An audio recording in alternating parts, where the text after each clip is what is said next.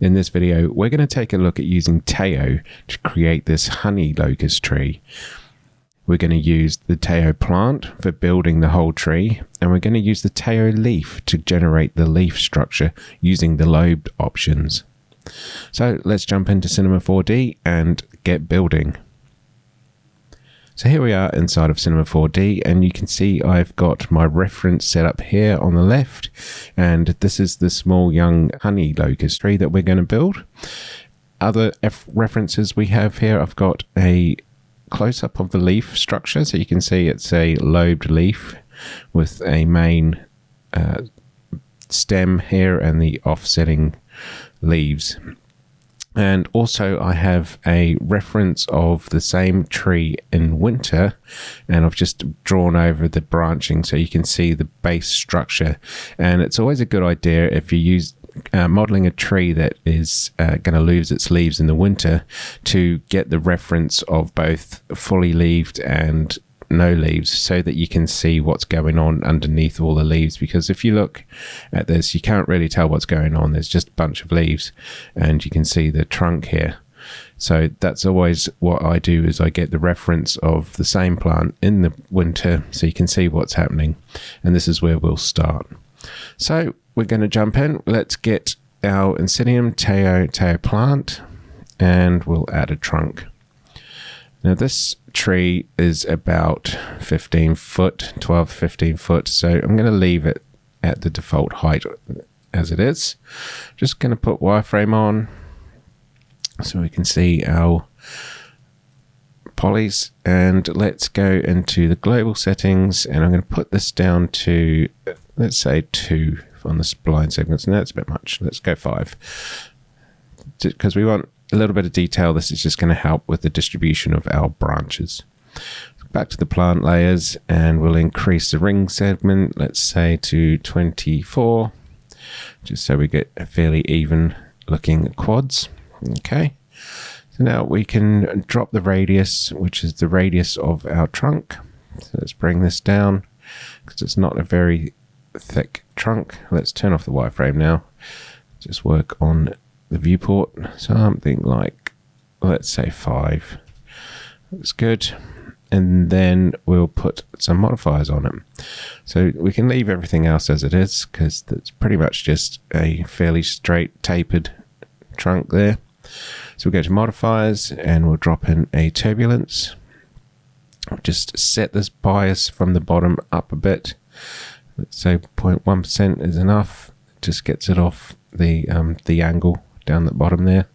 And the default turbulence actually looks pretty much all we need. You can scroll through the seeds if you want to change the noise. It's just going to change what that particular part of the noise is doing, but we'll leave it on the default, which looks absolutely fine for this trunk. So now we can start adding some branching. So we'll add our first lateral branches, add branch layer. Now by default, Teo adds a branch on end. And if I bring our wires back on so we can see, what that's doing is creating an existing branch from the end to continue up, and it's using the same noise as it goes up. And what we'll do is we'll turn that off because we don't actually need it. This plant has a hard cut on the top, so we're going to turn that one off. Okay, let's have a look at the branching. So all over the shape with the actual lengths of these branches. So let's increase the length variation so none of them are the same, and make them a bit longer. We'll angle them up for now, and we'll put some gravity on them to start bringing them back down, but they all kind of start at the base by going up, which is standard what plants do. And we can put some variation on that as well. Now I'm going to increase the count to, let's start with 15, and we'll distribute them. So with the distribution channel, we'll come down here. Now what this represents is the length of the parent, whether that's a trunk or a branch. This axis is the length, and the x-axis is how far out. So if you imagine this as a volume of the plant from the side, like that is what this is representing. So it's a good idea to create that volume with this curve. So I'm going to bring it down somewhere about there, like that, and then I'm going to add another knot and another knot. So I'm creating that volume, which is the volume around the plant. Let's add that right to the end, something like that. It's good. And then you can variation on that distribution as well if they're too even for you, but that's all right as it is. You can twist them and add variation to that, but we'll leave those alone. So we'll go back to our main. Now, the one thing I want to do is they're all fairly consistent of where they're sticking out, and this plant sort of goes out and in and out. So we can do that with the branch length spline. And this branch length is along the parent again. So this is our parent, and this is the length along that parent. So if I bring that down, so you can see the base ones are smaller and the top ones are bigger, longer. So let's bring base down a bit, and we'll bring this down a bit, and we'll bring the middle ones out. Something like that will do. And again, this is up to you for art directing where you want these to be. I mean, you can put another knot in there and really bend and twist how these distribute and scale along our tree. But I'm going to remove that one because I don't really need it.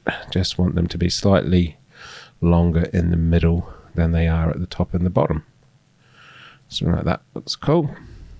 And obviously it doesn't have to be exactly like the reference. We're just going to build this particular species, and they all are all different in reality. Okay, let's put some turbulence on there. So I'll put a turbulence modifier, and let's make sure the bias is off the base so they pop back into the correct positions like that. And you can pretty much leave that by default as well. Don't think that's too bad. You can leave that. And then let's put some gravity in there. So gravity, pull that down so they start coming back down, and you can adjust where this happens along the length of these as well, but we'll leave that default. I'm just going to go back into the branch angle because some of these are starting to come down a bit too much. So I'm going to bring that up, and then we can adjust it with the bias. So this has a little fill down and there's a bias, and again that's the base branches and the tip branches and how much of this angle is affecting them. So let's bring down that base bias a bit, something like that. Okay. So this one branch here is looking a bit weird, but we'll leave it. We'll leave it there.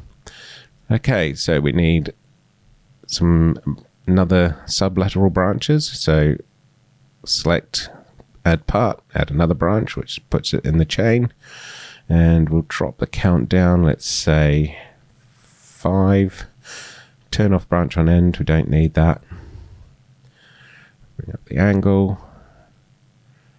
And with these ones, we'll put some variation in the length. Some of them can be a bit longer. And again, modifiers. So modifiers, I'm going to add turbulence. Let's just drop that down so it's not so strong. Put the bias up. Something like that looks good. And we also want a bit of gravity in there. That gravity to bring them start facing back down again, which these types of trees do. Okay, I'm just going to bring the distribution so a bit closer to the base as well, which is good. Okay, I'm happy with that. And we will add one more layer of branching, and this is what our leaves are going to live on. So let's we can actually just use these ones again. So let's control drag, paste them in there, and we'll just adjust the length because they're too long. Bring those right down, something like that. Okay, now this is more than we've got on here, but some of these would have broken off, and they're from the leaves as well. These are quite often petioles on a plant. We'll leave those. I'm just going to bring that turbulence down a bit, and we'll leave it there because I've copied it. It hasn't got those channels. Okay, so let's drop a material on it.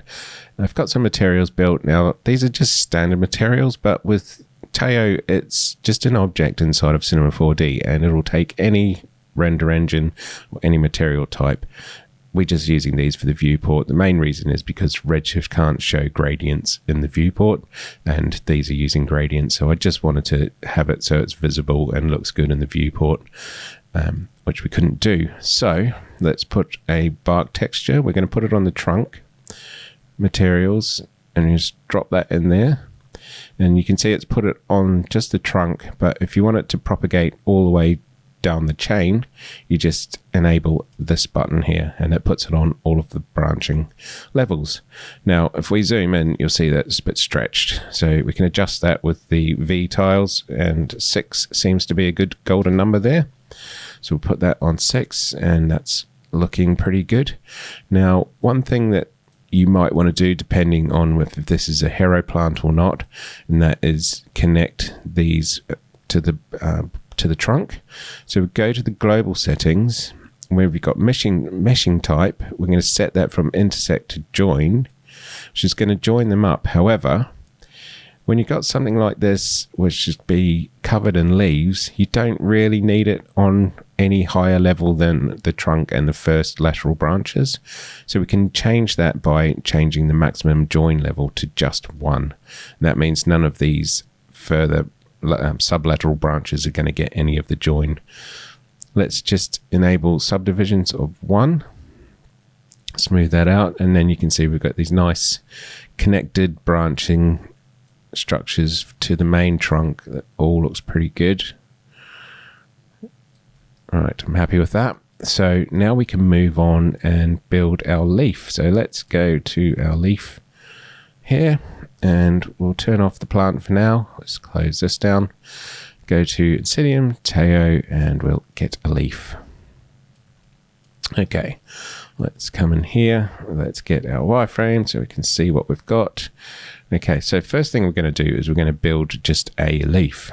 So let's go into the main tab of our leaf options, and we've got the geometry, profile, and then some other options that we will work on. So let's get this profile, but first we need a bit more subdivision. So we're going to set the length to 10, and we'll leave the width segments as it is. We don't really need them. And now we can bring this down, pull it up, and pull up this end, something like that. Just creating a general profile here, and that looks pretty good. Happy with that. Looking fine, and we'll enable some edge noise, which is just going to break up that edge a bit. Let's add a subdivision. Okay, and you can adjust the scale of this. We'll just leave it as it is. It looks fine. So we've got the base shape here, and now we want a mid vein. So go into our veins, we'll add a mid vein, and let's just bring that tip down, make it a bit thinner than that, something like that. And then we want a small petiole, which is the offset from the base here, just a little bit, so it's going to offset from the plant. As you can see with these, there's a little bit of offset. It's not directly attached to the plant, to the stem here. Okay, let's scale it. That was good. Right, now we can move on to the shaping of the full plant. So we're going to go up to the leaf type, and we're going to change it. Actually, before we go on that, let's put some shaping modifiers onto here. So modifiers, we'll put fold, and the fold we want to bring this down. Now this fold shape, if you look at the leaf directly on, the fold shape represents this point to this point. So we've got this curve here. So if I increase the angle, it's using that curve. You can see it's smoothed out here. If we have this as a linear, then it'll be it'll go straight up on a perpendicular angle. So we're going to use this, and we're going to fold it down, and then bring this down and up like that. So that creates kind of like a curve that goes out and around. So like that. Bring up a bit more. Okay, so that looks good. And then we just want a bit of furling in there, so we'll do one furling layer. So it's got a bit of gravity as well. Something like that. And a little bit of turbulence. Let's add some turbulence, set that bias up, turbulence strength, and you can adjust the scale to suit, but we'll leave it on default just it gives it a bit more of a natural deformations. Okay, so that looks all right. Let's get rid of the wireframe, and we can put some materials on. So we're going here, let's drop this leaf material on so we can see what we're doing, and we'll put the mid vein on there. Right, that's good. So back to the main channel, and we're going to go to the leaf type, and we're going to turn it into a lobed leaf, and that means we now have a main stem and our offsetting leaves from there. If you want one on the end as well, you can also do that. So go to the lobing options, and you put a leaf on the end, but this particular species doesn't do that. So we're going to follow the rules of nature, and we'll leave the length as it is because we might scale these leaves down a bit. Let's increase the count. Like, let's say go 18. And then the profile here is the profile of this main stem here. So you can just bring that end down so it's a little bit thinner as it would be. And close that. Got the length and the radius, and bring that radius up a little bit.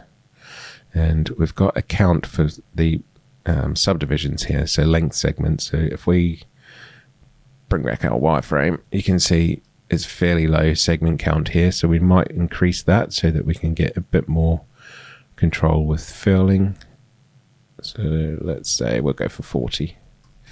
We'll keep this down as low as we can because more polygons means slower performance. So you want to keep it as light as you can. Okay, just gonna bring that profile down slightly again, like that. Cool.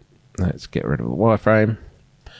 Right, now we're gonna play with the shaping of these leaves. So down here, we've got a size, bias, and variation. So let's put some variation on them, and then bring this down and up, and adjust it to suit really. You got a bit of shaping. The end's not quite so small, but this end is. Something like that looks pretty good. Okay, increase that size variation. We can have some distribution variation as well. And you can also adjust the distribution along that branch, but we'll keep it as it is. Now we've got some angle options, so we're going to angle them up further, and then with the bias, which is in that little twirl down, just adjust the back ones to be not so forward facing. Put a little bit of variation in that. Let's always want variation on everything. Then we're going to put some twist in it, which is going to bring these up.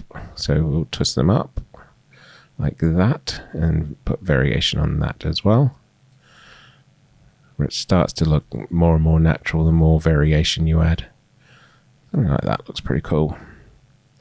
It's almost there. The last thing I want to do is just modify the stem.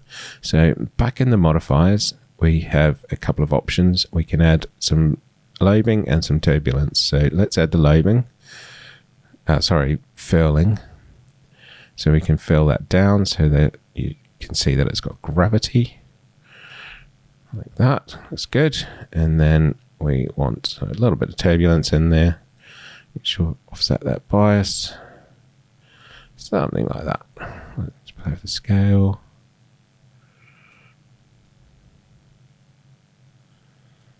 Yeah, so that's looking pretty cool. I'm happy with that. Now we can attach these to our plant. So re-enable the Teo plant. And in here, I'm going to make that a child. It doesn't mean you need to. I just like it for organization's sake. Let's close these and we'll go into our plant layers, select the last branch and add a leaf layer. The leaf layer, we're going to go to the geometry tab and set the mode from basic to custom. In here we can drop in our leaf. Just going to put that on all of those branches there. So we need to just adjust the size. They're a little bit big. Like that. Let's get our main reference up again. So let's say 0.5 with some variation. Keep count maybe. Let's go 8. Just to get a few more on there. Orientation, I'm just going to put some angle on there so they angle up. Something like that, and some variation. And there you go, we have modeled our honey locust plant. We can adjust it, it's fully procedural. Anything you want to change, like this one's branches are clearly not as long as this one. Really simple, go in, say there's our main lateral branches. Too long, let's bring those down.